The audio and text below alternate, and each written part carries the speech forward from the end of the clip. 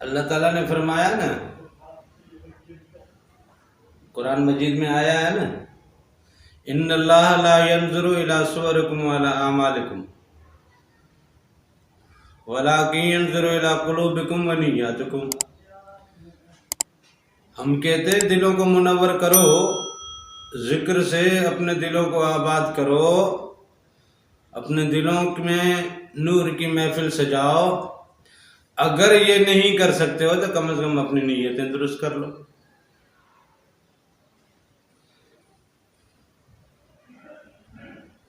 आप अपनी नीयतें दुरुस्त कर लो।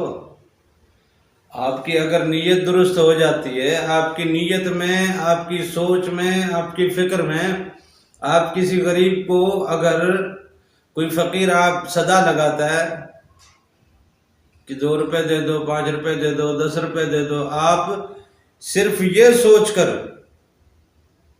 कि मालिक तूने मुझे दिया है, तेरे बंदे ने सदा लगाई है, तेरी रजा के लिए ये मैं 10 रुपए निकाल लूं, उस गरीब की गुर्बत को मत देखो, लेकिन अपने रब की तरफ तो देखो। नीयत में अगर ये है कि मालिक तेरी रजा के लिए तेरे बंदे ने, क्योंकि अल्लाह ताला ने कुछ लोगों का रिज्क अपनी मेहनत में रखा है, कुछ लोगों का रिज्क दूसरों की मेहनत में रखा है, कुछ लोगों का रिज्क अल्लाह ताला ने औरत के हिस्से में लिखा है, कुछ लोगों का रिज्क अल्लाह ने बंदों के हाथ में वैसे ही रख दिया है।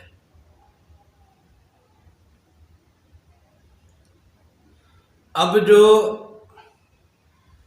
फकीर लोग भीख मांगते फिरते हैं ना, आप तो कहते हो ये फकीर है, गदागरी है, ये पेशा बन गया है।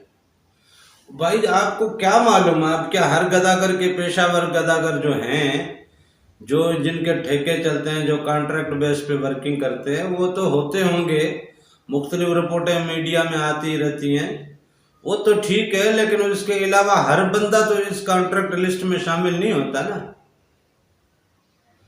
कुछ तो ऐसे ही हवाई सौदागर आते हैं, बस वो आवाज लगाते हैं और सौदा कर जाते हैं। हजरत मूसा अलैहिस्सलाम के दौर में वो औरत को बच्चे जो मिल गए थे, कुछ ऐसे सौदागर भी फिरते हैं। जो अल्लाह ताला ने तुम्हारे लिए छोड़ रखे हैं, तुम्हारे किसी फंसे हुए काम को निकलने में, तुम्हारे किसी अड़ी हुई रुकावट को दूर करने में अल्लाह ताला ने अपने बंदे इस तरह छोड़ रखे हैं कि वो सदाए गदागरी के जरिए वो इसी अंदाज में फटे पुराने कपड़े, बुरे हाल, जिस्म मेला कुचेला, बाल उजड़े हुए, बिल्कुल ही जनाब अफलास और गुर्बत उनके पूरे वजूद से ढलकता हुआ, कुछ बूढ़े लोग भी मिलेंगे, कुछ जवान लोग भी मिलेंगे, सदाएं लगाते फिर रहे। वो क्या मालूम तुम्हारे किसी फंसे हुए काम के लिए अल्लाह ने भेजा हो। तुम्हें किसी सदा वाले को देकर तो देखो, क्या वैसे खर्च नहीं करते, उठते बैठते चलते फिरते कितना खर्च कर देते हो, किसी को 10-20 रुपए देते हुए क्या फर्क पड़ता है? फर्क कुछ भी नहीं पड़ता। वो सदा किसके नाम की लगा रहा है? उस रब की जिसने तुम्हें पैदा किया, जिसके तुम खलीफे हो। तुम्हारे पास एक बंदा आए और कहे कि तुम्हारे सेठ ने या तुम्हारे मैनेजर ने या तुम्हारे वालिद ने या तुम्हारे फलां ने भेजा है और वो 10 रुपए या 20 रुपए या 100 रुपए मंगा रहा है, तो आपके पास नहीं भी होगे तो किसी से मांग के भी दोगे। एक बंदा अल्लाह के नाम की सदा लगा रहा है, आप करो, माफ करो बाबा। अच्छा, गदागरों की दूसरी किस्म ये होती है कि वो अपनी जात को तोड़ने के लिए, अपने नफ्स को मारने के लिए, अपनी अना को मजरूह करने के लिए, अपने नफ्स के कुत्ते को, अपने नफ्स के इब्लीस को, अपने नफ्स के शैतान को वो हरासा करने के लिए, उसकी तजलील करने के लिए, उसकी तहकीर के लिए, उसे मारने के लिए, उसे जलील करने के लिए, नफ्स जलील होगा तो हमारे अरवाह, वो जब तक ताकतवर रहेगा, वो जब तक बदमस्त रहेगा, वो हमारे किसी हवास पे अल्लाह के जिक्र को या अल्लाह की याद को तो आने नहीं देगा ना। तो कुछ लोग तो सिर्फ इसलिए होते हैं, वो गदागरी कर रहे हैं सिर्फ अपने नफ्स को मारने के लिए। शाम को जो पैसे आते हैं कहीं ना कहीं खैरात कर देते हैं, कई कई दफा वो भूखे सो जाते हैं। हमने खुद देखा है ऐसे फकीरों को दरगाहों पे शाम को आते हुए, सारा दिन बाजार में भीख मांगते हैं, दरबार पे आएंगे, कुछ मिल गया तो खा लेंगे, नहीं तो ना सही। दरबार में रात को फिर देखेंगे, गश्त करेंगे, कोई लोग रात को सदा लगा रहा है कि अल्लाह के वली, मेरी ये मजबूरी है, मेरी ये ज़रूरत है, मेरा ये मसला है, आप अल्लाह वाले हो, आपकी रूहों को परवाज़ है, आलमैन कबूत तक आपकी रसाई है, मेरी रसाई नहीं है,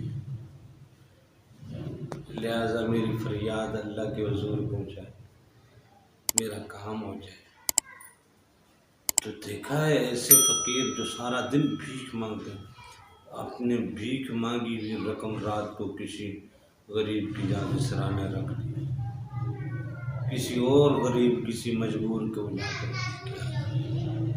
ऐसे लोग भी देखे जो भीख इसलिए नहीं मांगते कि उनको चाहिए, उनकी नीयत में सिर्फ रब की रजा होती है, नफ्स को मारना होता है। और तीसरे फकीर वो होते हैं जिनका नसीब अल्लाह ने तुम्हारी जेबों में रखा है, वो अपने हिस्से का नसीब ढूंढने निकलते हैं। ये कलंदर लोग होते हैं, ये कलंदर लोग होते हैं। इनको पता होता है कि हमारे हिस्से का नसीब न किसी दुकान में, न किसी फैक्ट्री में, न किसी मुलाजमत में है, न किसी कारोबार में है। मेरे हिस्से का रिज़्क जो है वो लोगों की जेबों में अल्लाह ताला ने रख दिया है, बस वो जेबें मुझे तलाश करनी है। तो वो जेब तलाश करने के लिए वो अल्लाह के नाम की सदा दे के निकल पड़ते हैं। बल्कि ये लोग तो अल्लाह के नाम की सदा भी नहीं लगाते, वैसे खामोश होकर आके हाथ खड़ा कर देते, अल्लाह के नाम की सदा भी नहीं लगाते, कुछ बोलते भी नहीं है, खामोशी से आपके सामने आएंगे और हाथ आगे कर देंगे। उनके हिस्से का रिज़्क अल्लाह ने आपकी जेबों में रखा है। ये कलंदर लोग होते हैं।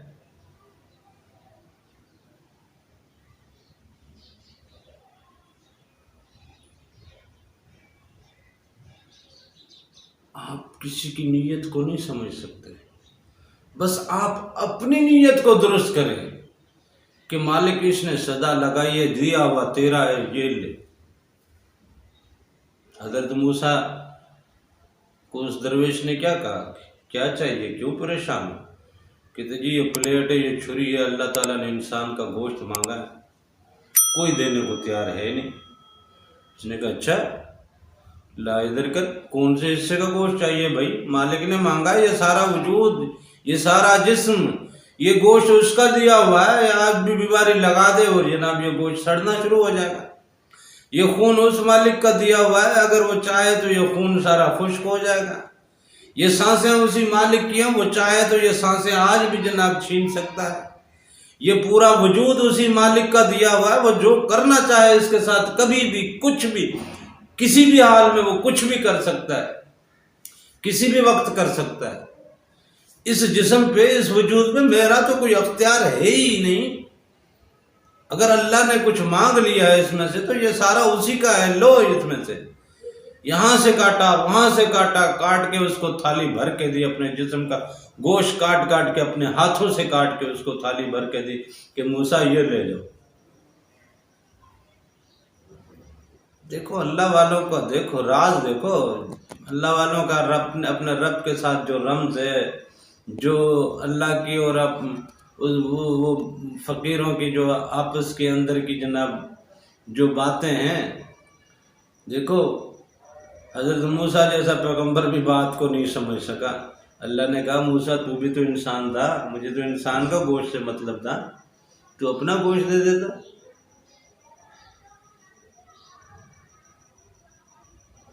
तो दरवेशों की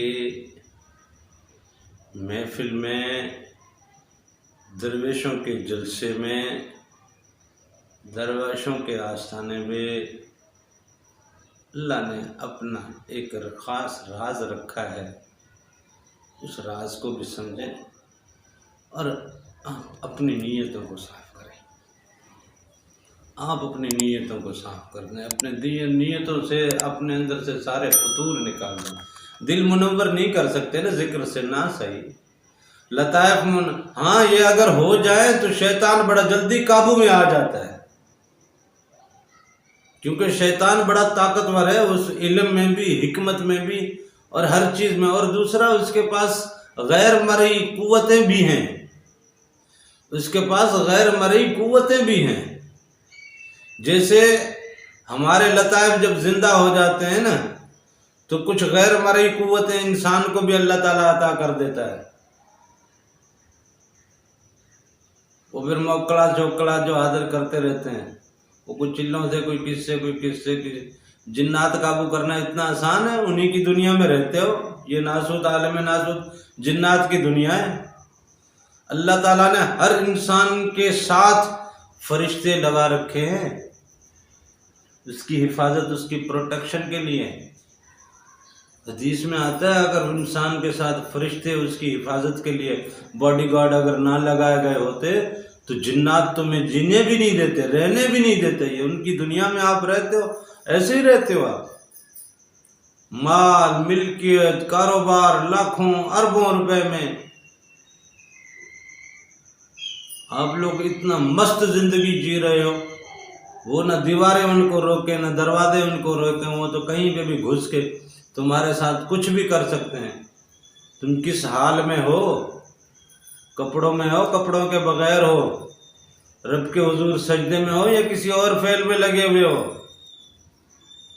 वो तो अंदर घुस के कुछ भी कर सकते हैं तुम्हारे साथ। तुम्हारी प्रोटेक्शन पे मालिक ने फरिश्ते लगा रखे हैं, तुम्हारे ऊपर मुफ्त के बॉडीगार्ड मालिक ने लगा रखे हैं। यार कोई फिक्र ही नहीं है।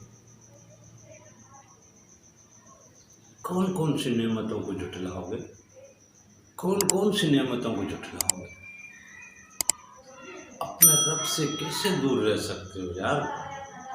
कैसे उससे दूर रह सकते हो? कोई इतना टूट के तुम्हें चाहे और तुम इतनी बेवफाई करो यार? इतने बेवफा हो क्या? ऐसे बेवफाई करते हो क्या? अब तो जरा बात को समझो यार। उसने कुछ मांगा है तुमसे? उसने क्या मांगा है तुमसे? अगर अपना दिल मुनव्वर भी करते हो, अपने कल्ब को मुनव्वर करते हो, अपने रूह को मुनव्वर करते हो और उस दुनिया की सैर भी पाते हो, तो फायदा किसका? तुम्हारा ना। अल्लाह का क्या नुकसान कर लोगे? क्या नुकसान कर सकते हो अल्लाह का आप? उसी मालिक ने इतना सब कुछ दिया था और इतनी चाहत, इतनी मोहब्बत करने वाले से तुम ये ऐसे वफा करते हैं? वफादार हो? अपनी बात आती है तो कैसे बात करते हैं? अल्लाह के मामले में जरा अपनी जात से, अपने आप से पूछो, अपने आप से पूछो।